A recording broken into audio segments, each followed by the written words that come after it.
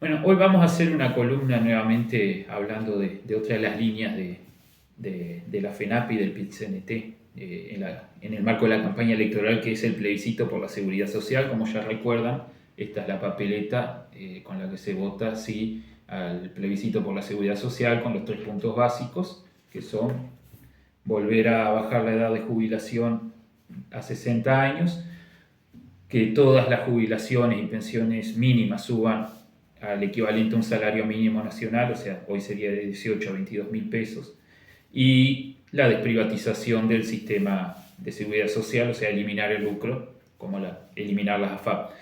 Y bueno, una de las cosas que se ha estado mucho en el debate es cómo se financiaría si este plebiscito de prevalecer. Y bueno, para tirar algunos datos, porque lo que giran en los medios son básicamente lo que tiene que ver con la versión de quienes se oponen a este plebiscito, ¿no? Valga mencionarlo, la coalición de gobierno, que es la que impulsó la ley anterior, que subió la jubilación y quitó un montón de derechos a jubilados y trabajadores. Bueno, las mismas cámaras empresariales de las AFAP, los 112 economistas del Frente Amplio y bueno, un conjunto de actores que se oponen a este plebiscito. Que por el otro lado, bueno, el movimiento sindical es en realidad quien impulsa este plebiscito junto con varias organizaciones sociales y el apoyo de algunos partidos políticos, algunos que están dentro del Frente Amplio y otros que son partidos minoritarios.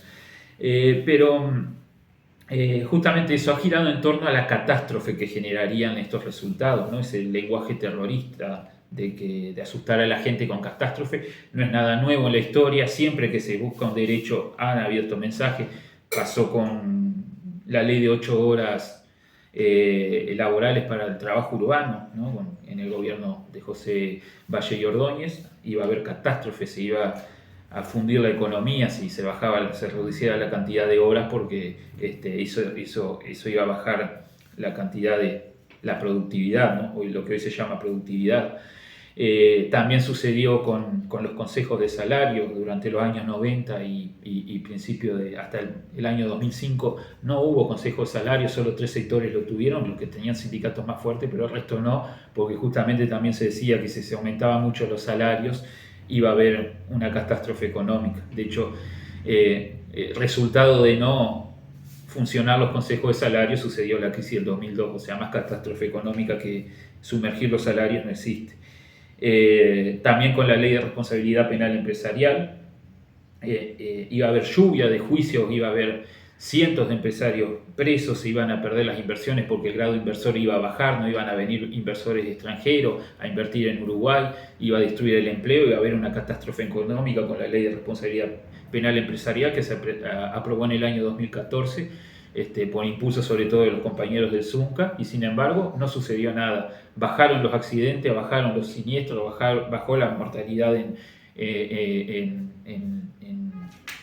cualquier sector laboral, sobre todo en los que eran más propensos a tener siniestros, y no pasó ninguna catástrofe. Con la ley de cincuentones sucedió lo mismo, ¿tá? Que los damnificados de las AFAP, los primeros que se estaban jubilando, impulsaron una ley junto con el PIT-CNT para poder que se pudieran desafiliar, y bueno, las versiones que habían de quienes se oponían, tanto de los que crearon las AFAP, o sea, blancos y colorados, decían que iba a haber una catástrofe también si se aprobaba esta ley. Incluso sectores de gobierno en aquel entonces, en el año 2017, sobre todo muy vinculado hoy a los 111 economistas que se oponen al plebiscito. Bueno, justo este equipo económico también decía que se iba a bajar el grado inversor, que iba a poner en riesgo las inversiones privadas, que iba a aumentar el déficit fiscal. Sin embargo, por mediación del presidente Tabaré Vázquez se pudo aprobar esta ley de los cincuentones. Incluso hasta hubo datos de que bajó el déficit fiscal gracias a esta ley de cincuentones y no sucedió ninguna catástrofe tampoco. Entonces, siempre que se lucha por derechos, hablan de catástrofe y aparece una especie de terrorismo verbal, porque obviamente es una cuestión de clase, ¿no? El sistema financiero y privado no quiere perder ganancias. No ganancias, porque nunca las ha perdido, eso ha demostrado la evidencia. Lo que quiere es que los trabajadores tengan menos derechos para ellos tener más ganancias. Pero bueno, Como para ver un poco esto, ¿no? Llevarlo a ideas concretas de qué es lo que se podría. Bueno, primero que nada, este plebiscito surge porque hoy se pone como que es una novedad en el mundo, como que es la punta en cuanto a la mejora económica en la seguridad social, ¿no? Sin embargo, en el país hoy en día solo existen 12 países en el mundo que tienen este sistema de ahorro privado, ¿no? De hecho, hubo 30 y muchos de ellos lo revirtieron justamente porque traía problemas. Tanto en la economía de los jubilados como, o sea, realmente era una catástrofe. Por ejemplo, hoy en Chile sigue existiendo, que fue el primer experimento en el mundo. Tiene una gran dificultad porque hay cuestiones constitucionales y demás con las que debería de eliminarse este sistema. Sin embargo, hoy el 20% de los chilenos se jubilan porque es imposible cómo estas financieras privadas terminan invirtiendo en el sector privado y eso hace que se pierdan los ahorros de los trabajadores que aportan. En Uruguay tenemos un sistema mixto diferente, pero igualmente con esta última ley se profundizó demasiado. Antes no era obligatorio afiliarse si se ganaba menos de 80.000 pesos. A partir de la ley anterior, todo el mundo se afilia si gane 10.000 pesos, ¿tá? Como un jornal solidario, ¿tá? Entra al sistema de seguridad social, queda inmediatamente privatizado sus ahorros, o sea, se queda afiliado a la FAP de forma obligatoria. Y aparte de eso, otro retroceso que generó esta ley jubilatoria del 2023 es que se le cobra aportes incluso a aquellas personas que no estén trabajando. Antes, si alguien perdía su empleo, yo que sé, sectores más inestables, que están más en la zafra, como la construcción, doméstico, algún otro sector de servicios que no tienen un empleo estable, puede quedar unos meses sin empleo, se lo cubre el seguro de paro, pero sin embargo, y no se le cobraba comisión en la FAP, ¿tá? Unas comisiones que rondan entre 15 y 20% de descuento a esos ahorros individuales. Bueno, ahora se le empieza a cobrar, si está en el desempleo, bueno, los ahorros que ya tenía ese trabajador se los pasan a cobrar como comisión, lo que puede llegar que en un momento queden cero sus ahorros, ¿no? O sea, básicamente se quedan con todo el dinero de los trabajadores, sobre todo los que están más postergados, ¿no? Pero bueno, ahí sí se está visorando una catástrofe, sobre todo para los futuros jubilados, también para hoy los trabajadores. Pero para tirar algunas líneas de cómo en realidad se estaría financiando, ¿no? Porque nosotros sí tenemos una propuesta de financiación de resultado de este plebiscito. Si el plebiscito sale, ¿qué es lo que va a suceder? Bueno, inmediatamente aquellas jubilaciones mínimas, que hoy son de 18.000, pasarían a cobrar 22.000 pesos. ¿Cómo se financia eso? Porque lo que dicen los que se oponen es que no hay dinero para poder financiar esos aumentos. La verdad es que hay alrededor de unos 300.000 jubilados y pensionistas que cobran la mínima, ¿no? ¿Cómo se financiaría eso? Bueno, según las proyecciones actuariales del BPS, ¿no? Dicen que eso requeriría alrededor de unos 1.000 millones de dólares para poder financiar esto. En esas proyecciones actuariales, justamente que es la que utilizan los detractores del plebiscito, lo ponen justamente como que esa cantidad es imposible. Y lo ponen como un dato técnico que dice que, bueno, que va a ser imposible financiar eso sin recortar en alguna otra área. Y acá entra otro discurso que es bastante lamentable desde el punto de vista moral, que es poner pobres contra pobres, ¿no? O sea, dicen, por ejemplo, que no se va a poder combatir la pobreza infantil, ¿no? Esa pobreza infantil que creció 3 puntos durante estos últimos 3 años y que no se revirtió con nada, parece que va a ser culpa de los jubilados, que no va a haber forma de financiar, cuando anteriormente con jubilaciones que crecían, no como el salario mínimo, pero cercano, igual se había logrado revertir la pobreza infantil. Esa proyección actuarial, bueno, habla de estos 1.000 millones de dólares. Sin embargo, ¿qué es lo que pasaría una vez que se apruebe el plebiscito? No solamente aumentarían automáticamente esas jubilaciones mínimas, sino que también eh, el BPS dejaría de transferir ya el primer año 1.500 millones de dólares. ¿tá? Eso es lo que transfirió en el 2023 el BPS a las AFAP. Ese dinero ya no iría a las AFAP a partir del año que viene, por lo tanto, ni siquiera retornaría al BPS, sino que quedaría, porque son la parte de los ahorros de los trabajadores que van a las AFAP. Las AFAP quedan eliminadas con el plebiscito. Esos 1.500 millones de dólares quedan en el BPS, no salen. Por lo tanto, ahí ya el BPS tiene 1.500 millones de dólares. ¿Qué es lo que el Instituto Cuesta Duarte arrojó como estudios basado en algunas investigaciones del CINDE? Que se necesitaría para financiar el aumento de esas jubilaciones mínimas serían 460 millones de dólares. ¿no? Entonces es una cuenta matemática sencilla. Si se necesita 460 millones de dólares para aumentar las jubilaciones y pensiones mínimas ya el primer año, entonces se dividen esos 1.500 millones de dólares que no pasarían a las AFAP porque ya no existen, lo dividimos y tenemos, 500 millones de dólares para financiar esos 460 millones de dólares. O sea, un poquito más. Ya con eso estaría cubierta la financiación del aumento de las jubilaciones y las pensiones. Quedan otros 500 millones de dólares. ¿no?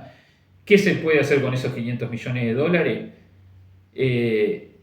Se puede financiar lo que hasta el momento es la asistencia financiera del BPS, la asistencia del Estado. ¿Qué sucede cuando el BPS no tiene dinero suficiente para otorgar las prestaciones, como jubilaciones por ejemplo, porque no alcanza la suma de cotizantes, de aportadores, de aporte de los trabajadores, más aportes patronales? Cuando eso no es suficiente, el Estado inyecta dinero porque está mandatado por Constitución a hacerlo. ¿no?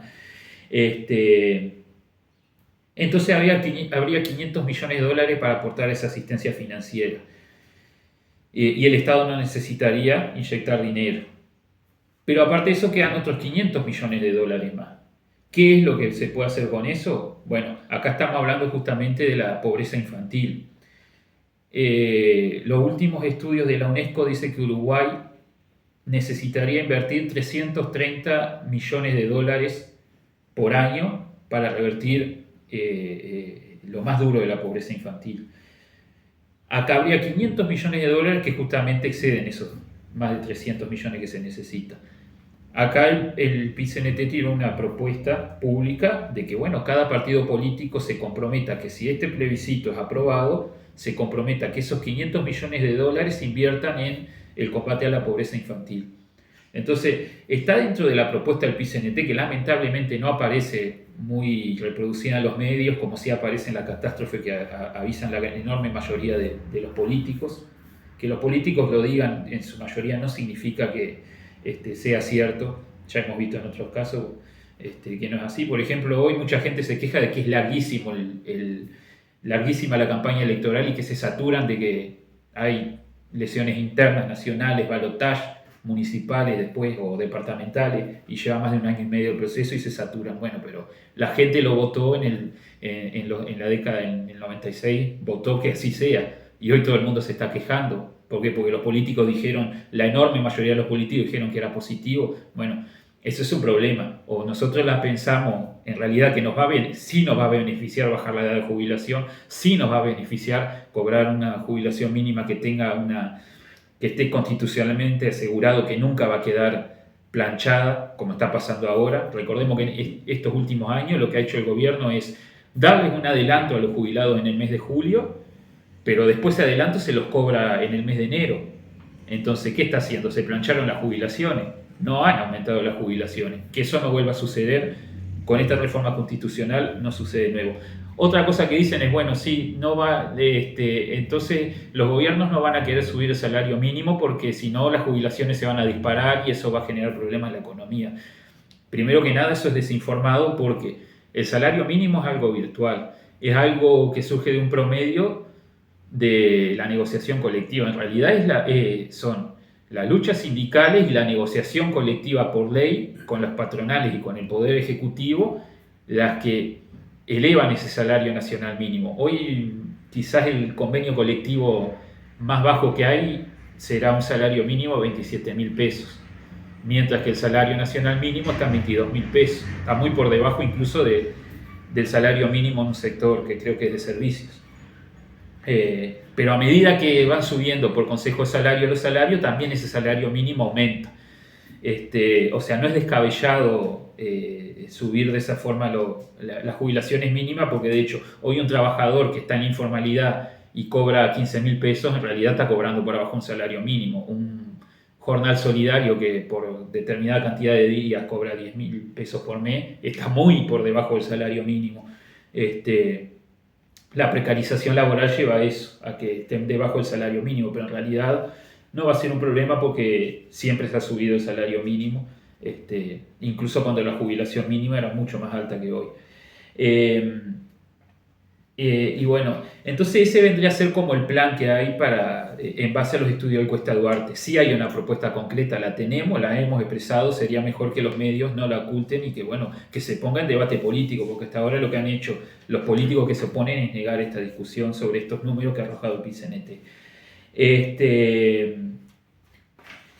Y bueno, y después hay dos cosas más que deberían de estar dentro de esta discusión, que sería una reforma tributaria y una reforma de la política laboral. De la política laboral, ¿cómo? Bueno, hay que diversificar la matriz productiva. En el interior del país, si nos preguntamos por qué es que hay clientelismo político y la gente queda atrapada de tener que trabajar en la intendencia o de tener que trabajar en el ejército, porque no hay oportunidades laborales, la matriz productiva en el interior está muy deteriorada. Debería de industrializarse, de discutir una mejor forma de generarle valor agregado a los productos, que eso genere más empleo, de tener más universidad para que haya más trabajadores de la salud y poder atendernos mejor, más profesionales en salud mental. Bueno, son todas cuestiones que mejorarían el empleo. Y bueno, cualquier partido que aspire a gobernar creo que promete mejorar el empleo y eso serviría para esto. Y lo otro es una reforma de la política tributaria, ¿no? Por acá hay una gráfica que dice la enorme cantidad de exoneraciones tributarias que hay al capital, ¿no? Por ejemplo, en enseñanza privada 168 millones de dólares por año, de IMESI 44 millones de dólares.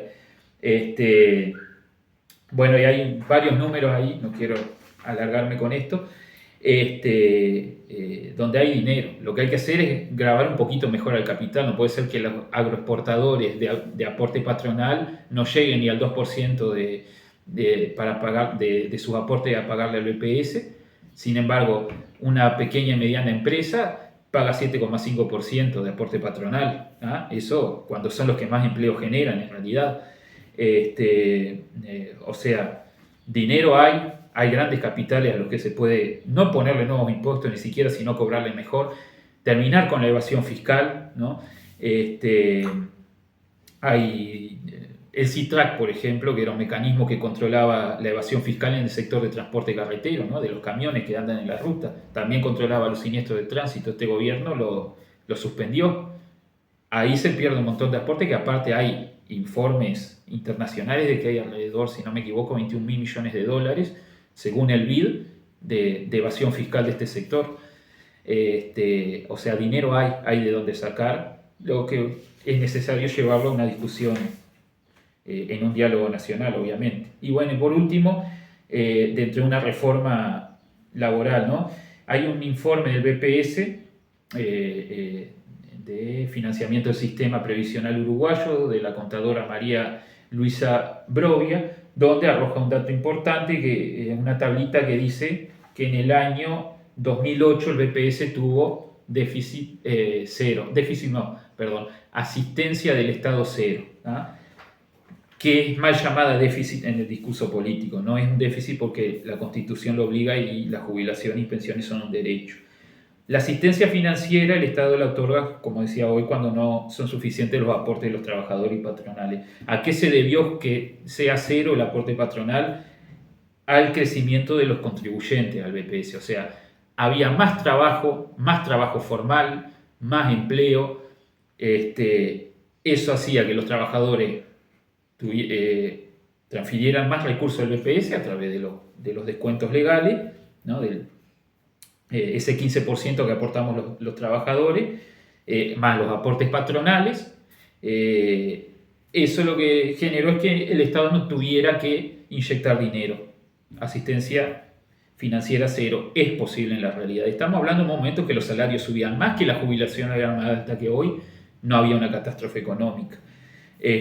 Bueno, entonces justamente lo que queremos es que se dé esta discusión en este último mes que queda de campaña electoral y que los políticos se comprometan a discutir en serio, no los números que ellos dicen, que aparte están interpretados como ellos quieren, sino que los datos técnicos y académicos que arrojó el Cuesta Duarte. Por eso, bueno, estamos llamando a los trabajadores de la educación y los trabajadores en general a que se vote el sí el 27 de octubre junto con las elecciones nacionales.